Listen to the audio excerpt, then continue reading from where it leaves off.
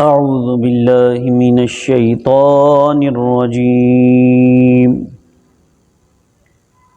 بسم الله الرحمن الرحيم. والنازعات غرقا والناشطات نشطا والسابحات سبحا فالسابقات سبقا فالمدبرات أمرا يوم ترجف الراجفة تتبعها الرادفة قلوب يومئذ واجفة أبصارها خاشعة يقولون أئنا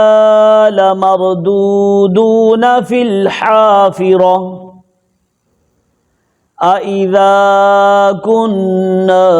عظاما نخرة قالوا تلك إذا كرة خاسرة فإنما هي زجرة واحدة فإذا هم بالساهرة هل أتاك حديث موسى إذ ناداه ربه بالوادي المقدس طوى اذهب إلى فرعون إنه طغى فقل هل لك إلى أن تزكى وأهديك إلى ربك فتخشى فأراه الآية الكبرى فكذب بعصا ثم أدبر يسعى فحشر فنادى فقال أنا ربكم الأعلى فأخذه الله نكال الآخرة والأولى إن في ذلك لعبرة لمن يخشى أأنتم أشد خلقا أم السماء بناها